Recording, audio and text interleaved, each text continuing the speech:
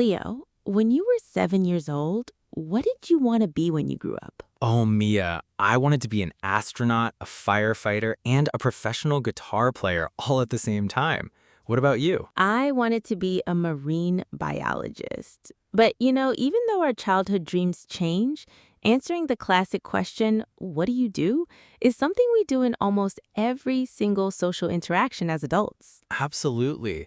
Whether you're at a networking event, meeting a new neighbor, catching up with an old friend, or attending a job interview, talking about your job, your workplace, and your daily work responsibilities is an essential part of English conversation. But to talk about your career naturally, you need more than just job titles like teacher or engineer.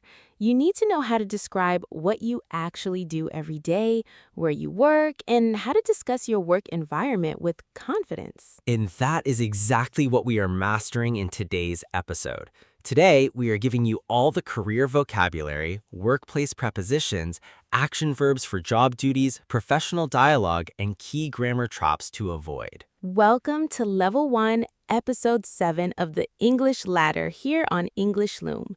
I'm Mia. And I'm Leo. Let's start climbing together. Before we jump into today's main lesson, a massive shout out to everyone who completed the Episode 6 homework assignment on daily routines. We loved reading your comments about whether you are an early bird or a night owl. Yes, you guys did an awesome job placing adverbs of frequency like always, usually, and never before main action verbs.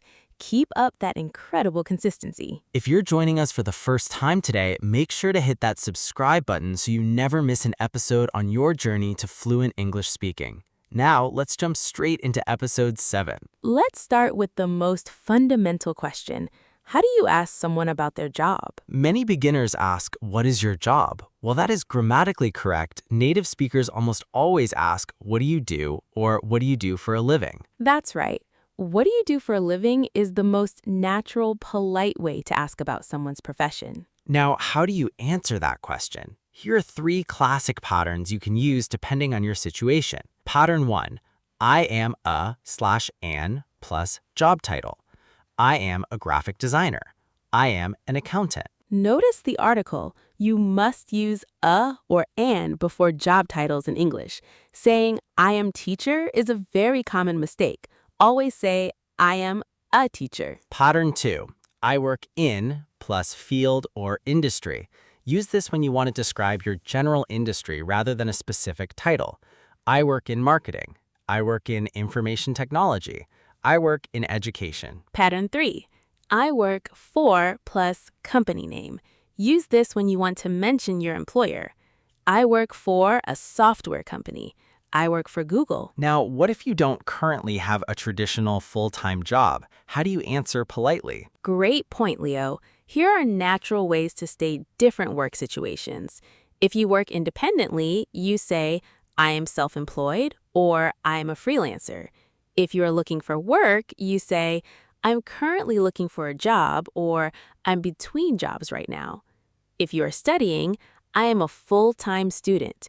If you stay at home with family, I am a stay-at-home parent. Now, let's master workplace prepositions. This is a major confusion area for English learners. Should you say, I work at, I work in, or I work for? Man, let's break down the rules step by step. Rule 1, work for plus person or company.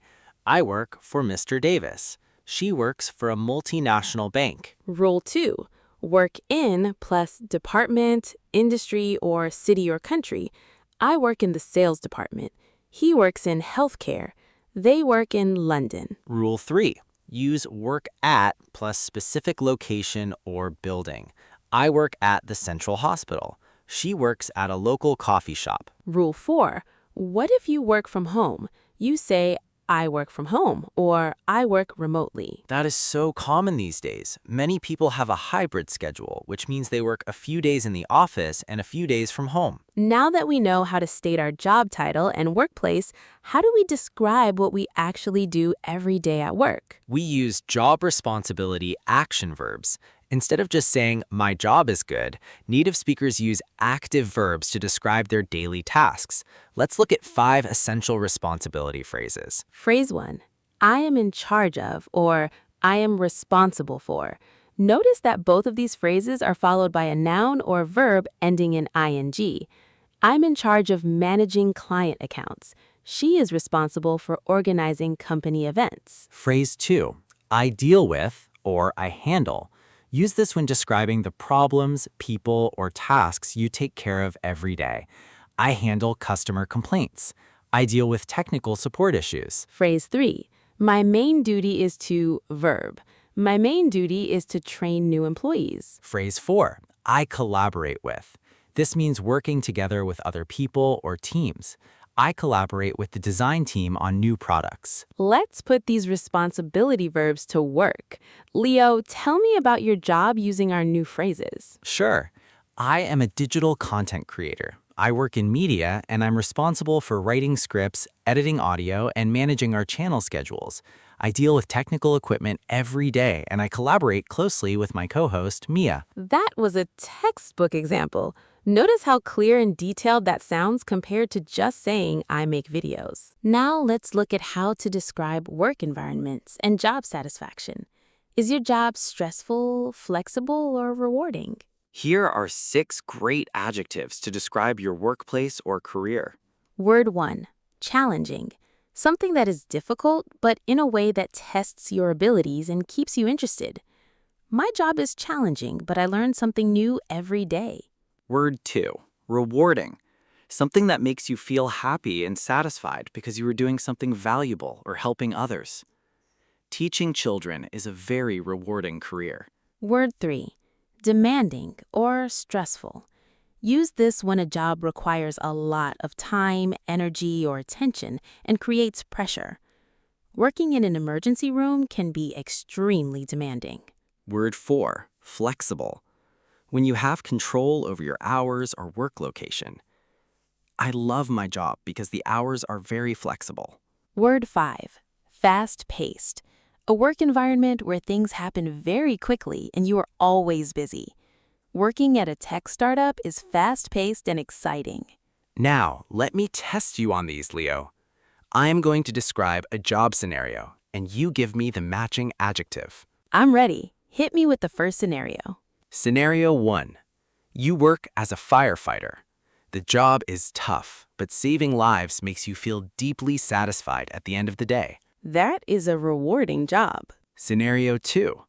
You work at a software company where you can start work at 8 a.m. or 10 a.m. and work from home whenever you want. That is a flexible work environment. Scenario 3.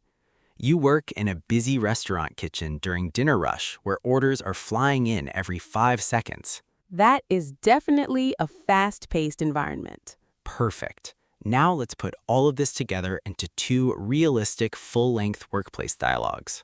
Dialogue 1 takes place at a professional networking event where 2 people, Leo and Mia, meet for the first time and discuss their careers. Hi there. I don't think we've met yet. I'm Leo. Hi, Leo. Nice to meet you. I'm Mia. Are you enjoying the conference?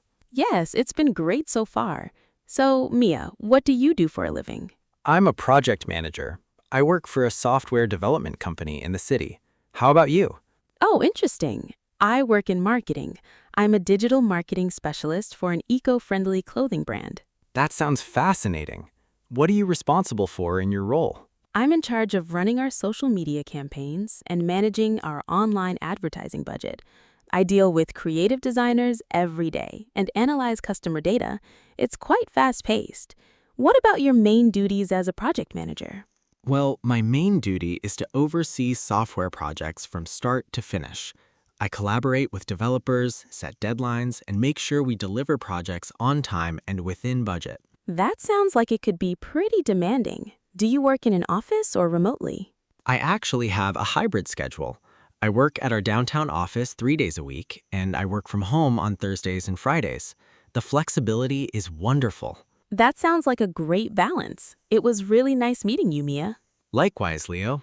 Enjoy the rest of the conference. Now, let's move to Dialogue 2. In this scenario, Mia is interviewing Leo for a job position, asking about his duties and work experience. Good morning, Leo. Thank you for coming in today. To start off, could you tell me a little bit about your current role? Good morning. Thank you for having me. Currently, I am a senior customer support representative at a logistics firm. I have been in this role for 3 years. Great. And what are your primary responsibilities there? I am responsible for handling high-priority client accounts. I deal with complex shipping inquiries, solve customer complaints, and train junior team members. I see. How would you describe your current work environment? It is a very fast-paced and challenging environment. We handle hundreds of client requests daily, so good communication and time management are critical. And why are you looking to make a career change at this time? While I enjoy my current team, but I'm looking for a role with more growth opportunities where I can lead larger projects. That's why I was so excited to apply for the project lead position at your company. Excellent. Well, your experience sounds very relevant to what we are looking for. Now it's time for everyone's favorite segment, Say It Better. In this segment, we pinpoint 4 very common mistakes English learners make when talking about jobs and careers and show you how to fix them instantly. Mistake number 1, I am teacher. Why it's wrong. In English, you must use an indefinite article, a or an, before a singular job title. Say it better. I'm a teacher or I'm an engineer. Mistake number 2. I have been working in a bank for 3 years. Why it's wrong. When talking about an action that started in the past and continues to the present with for, use the present perfect tense, not the present continuous. Say it better. I have been working at a bank for 3 years, or I have worked at a bank for 3 years. Mistake number 3. I am responsible to manage the team. Why it's wrong. The adjective responsible is paired with the preposition for, followed by a verb ending in ing. Say it better. I'm responsible for managing the team. Mistake number 4. What is your job work? Why it's wrong. This is an unnatural combination of words. Say it better. What do you do for a living? Or, what do you do? Time for our word tour recap of today's key vocabulary. Word 1. What do you do for a living? The most natural way to ask someone about their profession. Example, nice to meet you. What do you do for a living? Word 2. In charge of. Responsible for controlling or managing something. Example, she is in charge of human resources. Word 3. Hybrid schedule. A work arrangement combining office work and remote work from home. Example, I have a hybrid schedule, so I work from home twice a week. Word 4. Rewarding. Providing personal satisfaction or a sense of worth. Example, nursing is a demanding but deeply rewarding career. Word 5. Collaborate. To work together with someone to produce or achieve something.